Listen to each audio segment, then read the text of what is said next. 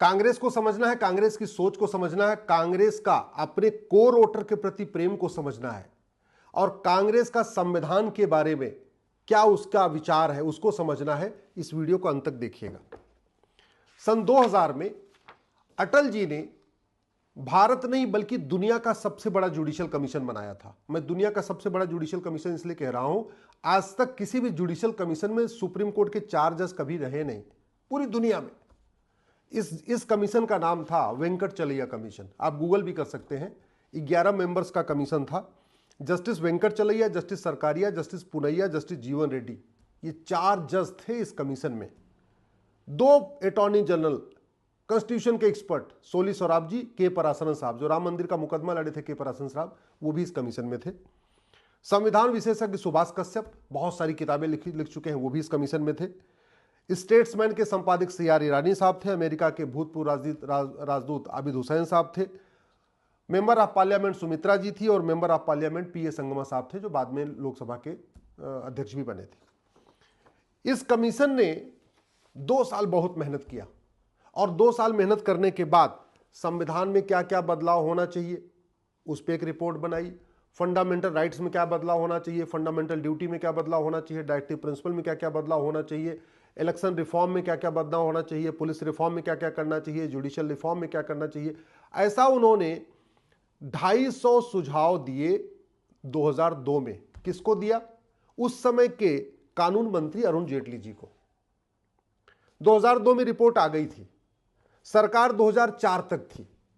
अगर चाहते तो 2 साल के अंदर वेंकटचलैया कमीशन के सारे सुझावों को इंप्लीमेंट कर देते। नहीं सारे सुझावों को तो कम से कम 50% सुझावों को इंप्लीमेंट कर सकते थे।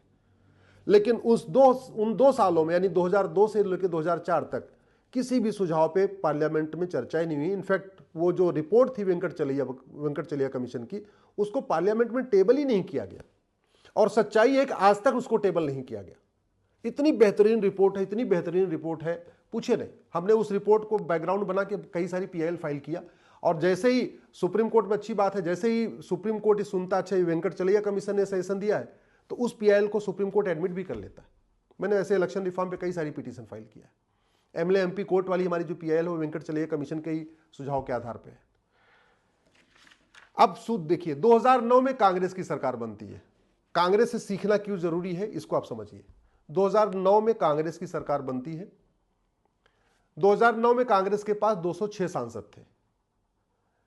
वेंकटचलैया कमीशन ने कहा था कि संविधान में संशोधन होना चाहिए और राइट टू एजुकेशन इसमें इंसर्ट होना चाहिए, आर्टिकल 21A इंसर्ट होना चाहिए।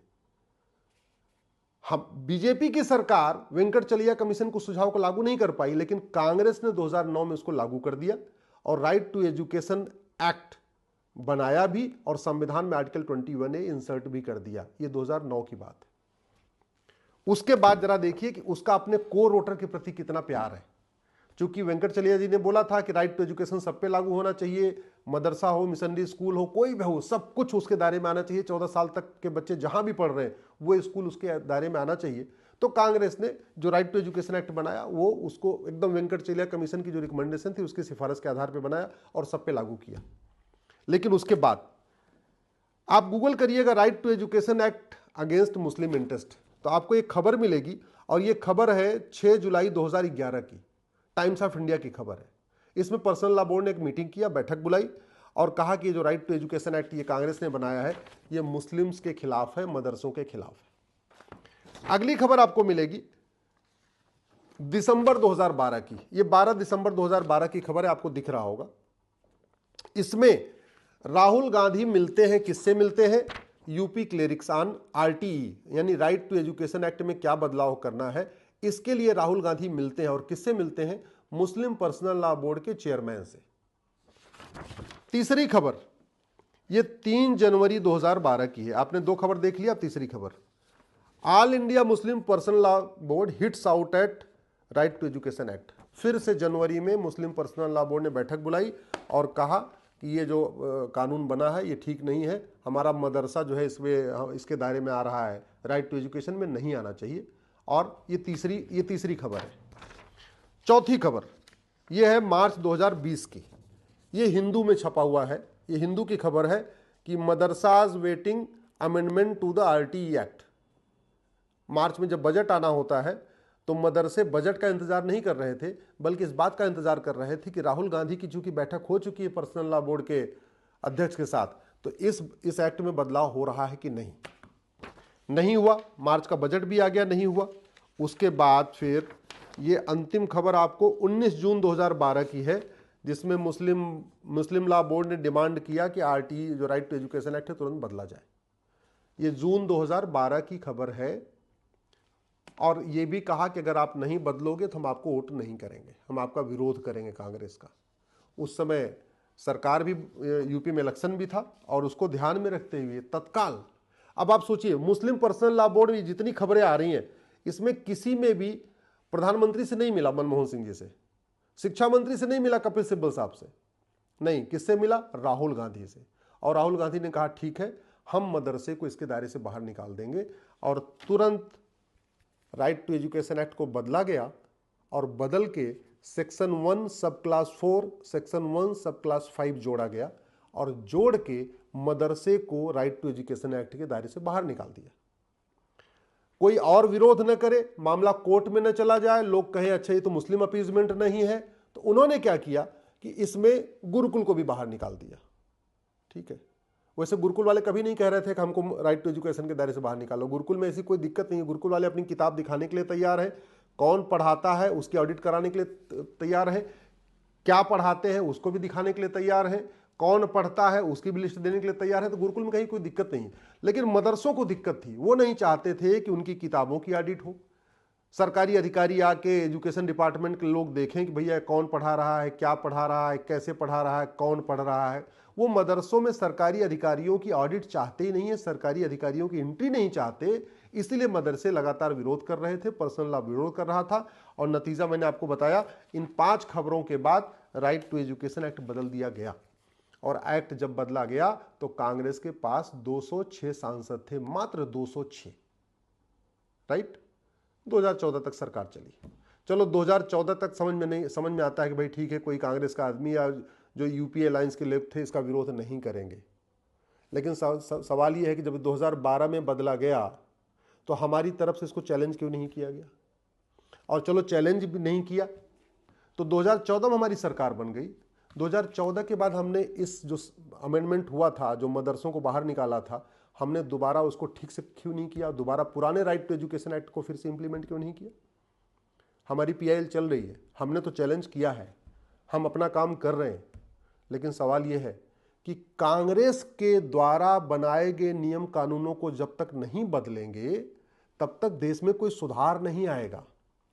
कांग्रेस मुस्लिम अपीजमेंट करती है और उसने खुल के किया, ये आपको अखबारों की कटिंग दिखा रहा हूं कि खुल के किया। उसने मुस्लिम पर्सनल लॉ बोर्ड के कहने पे एक कानून बदल दिया, बदल के राइट टू एजुकेशन एक्ट के दायरे से मदरसों को निकाल दिया। लेकिन हमने क्या उस कांग्रेस के कानून को बदला? क्या हमने जो वेंकटचलिया कमीशन ने कहा था उसके आधार पे इसको सुधार किया? क्या कांग्रेस ने तो गलत किया, लेकिन हमने उसको ठीक किया? क्या नहीं ठीक किया। अच्छा, संसद में खूब संविधान की चर्चा भी हो रही है, लेकिन इस बात पे चर्चा नहीं हो रही है कि ये कांग्रेस के द्वारा बनाया गया राइट टू एजुकेशन एक्ट में जो बदलाव किया गया इसको ठीक करना चाहिए। ना कोई प्राइवेट मेंबर बिल पेश कर रहा है, ना कोई जीरो आवर में इस पे सवाल उठा रहा है, ना कोई क्वेश्चन आवर में इस पे सवाल उठा रहा है। तो कांग्रेस को कोसने से देश का कोई भला नहीं होगा, कांग्रेस को कोसने से समाज का कोई भला नहीं होगा, कांग्रेस को कोसने से जिहाद खत्म नहीं होगा, कांग्रेस को कोसने से मजहबी उन्माद खत्म नहीं होगा, कांग्रेस को कोसने से पत्थरबाजी खत्म नहीं होगी, कांग्रेस को कोसने से धर्मांतरण नहीं रुकेगा, कांग्रेस को कोसने से लफ्ज़ जिहाद नहीं रुकेगा, कांग्रेस को कोसने से घुसपैठ नहीं रुकेगी, कुछ नहीं होगा। होगा तब जब कांग्रेस के द्वारा बनाए गए नियम कानूनों को खत्म करेंगे। अंग्रेजों को कोसने से कुछ नहीं होगा, देश का भला तब होगा जब अंग्रेजी नियम कानूनों को खत्म करेंगे। मुगलों को कोसने से कुछ नहीं होगा, देश का भला तब होगा जब मुगलों के नियम कानून को बदलेंगे, मुगलों का नामो निशान मिटाएंगे। ऐसे ही कांग्रेस को कोसने से कुछ नहीं होगा, कांग्रेस द्वारा बनाए गए भारत विरोधी कानूनों को, संविधान विरोधी कानूनों को, देश विरोधी कानूनों को, सनातन विरोधी कानूनों को खत्म करेंगे।